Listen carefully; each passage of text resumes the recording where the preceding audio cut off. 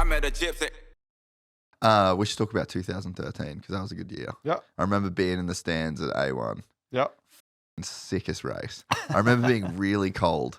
It was freezing that night from what I remember. Yeah. But the race was insane. Race was sick. You and Kennard. Yep. I thought, dude, me and Alex that works for me, we watched the rewatch the race last night. Dude, 3 laps to go. Looks like Kennard's out of there. And then just you've come back. I mean, I needed a breather. Yeah, fair. You know, I needed a breather. I was taking terrible lines. I had really bad lines in certain areas. And when he got in front of me, I saw him hitting the same, not the same, but like different, but still bad lines. So I was searching around, which gave him a little bit of a cushion because I was searching. Because you were trying some different I was searching. Yeah. And then he made one little mistake and I caught up real fast. And then when I caught up to him, I had already found the good lines. And that's when I passed him. But yeah. So you passed him there was a double and then a whoop section. Yep. I passed the good line that I found was on that double. The way that you landed so tight on the inside of him on that double, and then the drive that you got through the whoops, that was like finesse of the highest level. I wanted it.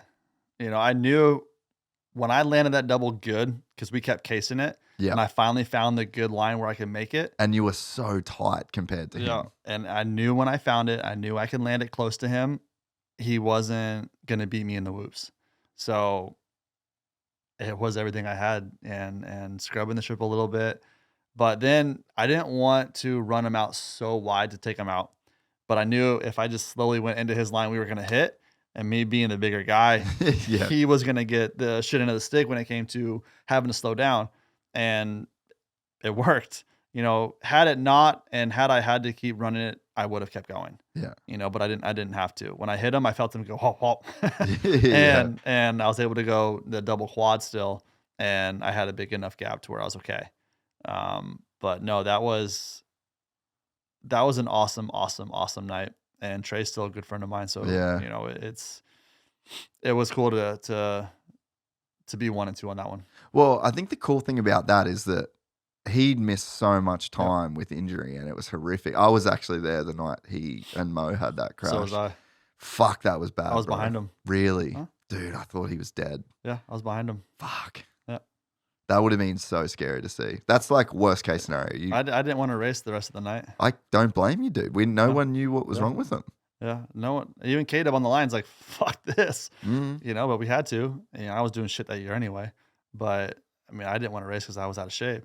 And before I even lined up and I got to see that, now you add that on top of me not wanting to race because I'm out of shape. It's like, what are we doing?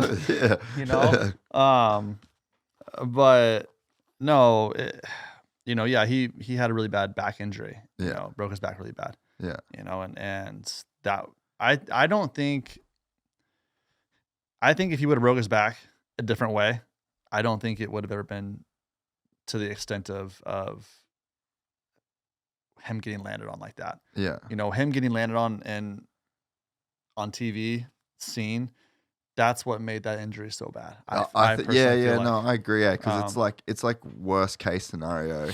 Yeah. He would have felt so like vulnerable and exposed and like I'm about to die. Yeah. That fucks with a person. Yeah. And there's go back to the injury list, there's people who have way more injuries than him, but they're not. Everyone looks at Trey as injury prone and, oh my God, his accident. Well, he broke his back. Yeah. And that was fucking terrible, but he was riding, 6 months later. So I love Trey and that was fucking dirty, hands down, and it's just one of those things where I feel like people overlook a lot of everyone else's injuries. Yeah. That were in the front with him. Yeah. But Trey, hands down, him and I, after his accident, after him being off, he got hurt in 11, right? Was that 11 or 12? I don't know. Maybe it was one of those. One of those years. Yeah. It might have been 11. Yeah. Then come back in 13 and be there. Yeah, that's cool. Yeah. Yeah, and I think that's what made that night. Yeah. So, dude, crazy night. Villapoto crashed like 50 times.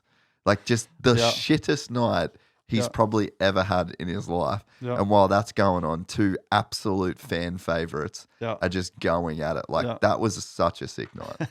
It was a good night. It was a good year, until I blew my knee out again halfway through the season. But all in all, I did what I could. Yeah. And I loved the fact that I was able to show myself for at least a year. Yeah, 13's cool because like the whole Bobby Hewitt thing. I just don't think people understand how cool that guy is. Like he's such a good dude. I mean, I grew up, racing and he was always there. Yeah. So with Hunter and whatnot. So I've known him obviously for so many years. And then I talked to him at the banquet 2012 when I got second in points. And I was like, hey, I heard you're going to have a 450 team next year. And he goes, yeah, I'm going to. I'm like, sign me up. He would have been like, what? And he's like, yeah, but can you do what you did this year? I'm like, yeah. And he goes, I don't think so, but we'll see. And I'm like, okay, motherfucker. And I'm like, he's not going to do it. I get it. I understand. And then I was testing. But why'd you think that? Like, you got second in points the year before. Just because it was just, everyone thought it was a fluke, and because you're on JGR that year. Yeah. And JGR just gave me an offer, a couple of weeks later. And at the same time I had a RCH offer and I was waiting on Bobby's. I'm just waiting on the phone call and I'm sitting there testing outdoors and I get the phone call from a strange number and it was Dave Gallen. And he's like, hey, what will it take? And I gave him a number and he came back lower. And I said, I can't, like, I need this number. He called me back and said, okay, let's do it. And I'm like, done. All the other contracts went away. Suzuki called me and says, hey, you're not signing with the factory team. You got to sign with RCH if you want factory help. I'm like, I'm good. Like, I've been down the factory road. Like, I'm good. I want to be here. I know scuba. I've known scuba for 15 years. Like, I've known Bobby for, forever. And I know they're going to do what it takes to give me what I want. But you're not going to get anything from us. Okay. Isn't that just crazy? And same, JGR, I said goodbye to Coy.